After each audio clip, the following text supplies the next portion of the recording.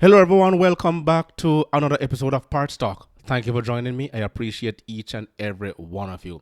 Now today we're going to be reviewing an article by Ben Marlow dated July 1st, 2023 saying the electric car revolution is a disaster before it's begun. We knew this.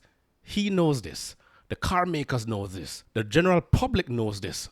But unfortunately, our politicians didn't.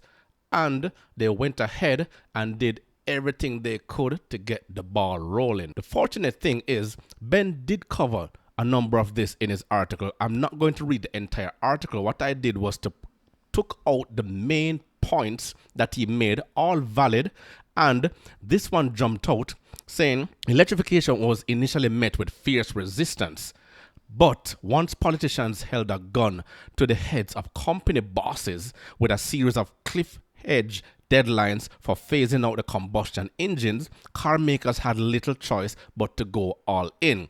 But all they had to do was this before they made that decision. What should we do when we're told to evacuate ahead of hurricanes? I'm in the state of Florida. The electric grid is overloaded, and we're stuck in a standstill traffic for hours, and tens of thousands of people are pouring onto our freeways.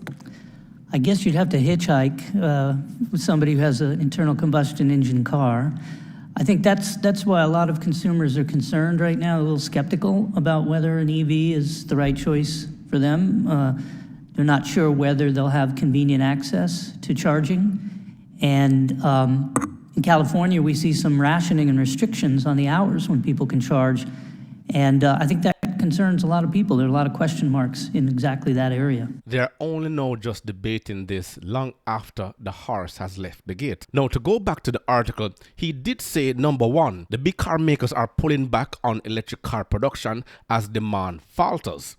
Two, Volkswagen has altered production of the electric vehicle at one of its biggest plants due to strong customer reluctance. Now, number three, Ford has announced job losses in Europe, stating that electric vehicle production cannot support the same number of jobs as petrol and diesel vehicles, because Ford only realized this, that it takes the less amount of employees to manufacture the batteries needed for the production of these electric vehicles. Hence, they proceeded to shut down factories across Europe and consolidated them much of in the United States. Number four, Lordstown Motors, a U.S. electric truck specialist, has filed for bankruptcy protection. They are not the only ones. I've covered a number of other startups who had went into the electrification process, and they too went under, cannot keep up with the legacy automakers. Number five, even Elon Musk has had to cut the price of Teslas to stimulate demand. Number six, the setback at VW raises questions about whether forcing electric cars on the public is a mistake. Only now people are realizing this. The decision to impose strict deadlines for the phase out of petrol cars can be ruinous. Germany realized this because 1/5 of their GDP, their economy, is made up of the automotive manufacturing sector in that country. Number eight, the UK's decision to aim for an earlier deadline for the phase out of petrol and diesel vehicles than the rest of the industrial world could have serious ramifications. This article, Ben, as I can assume, he's from the UK, and this is exactly where the Telegraph is situated. Now, number nine, the UK again lacks the necessary infrastructure, such as battery factories and chargers, to support a fully electric vehicle market within the imposed time frame. 2030, 2035, centered around there. Number 10, the UK risks becoming an example of how not to transition to a nation of electric car owners. They're having their own problems over there.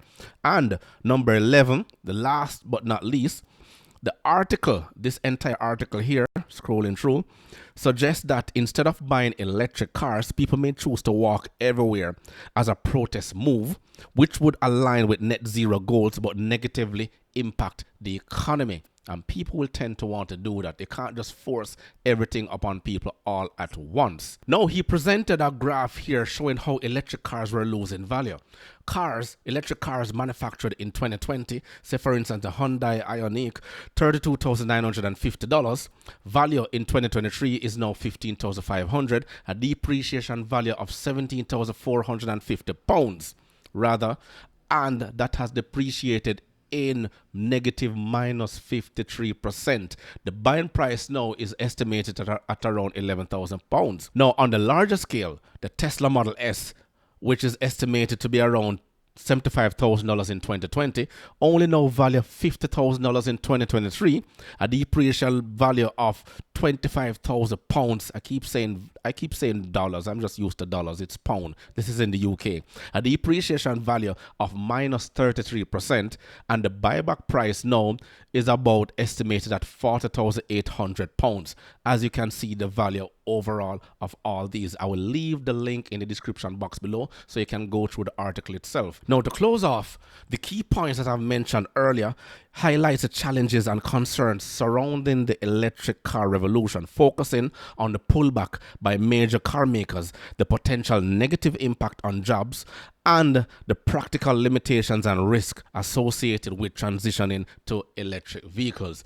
All because it started here. How dare you! But all I can say and all I can ask, how many more people are going to lose their jobs based on this mandate that was given? Let me know your thoughts below. Remember to grab a copy of my ebook, The Parts Manager Guide. Please smash that like button on your way out. It will only take you 1.5 seconds to do so. Until next time.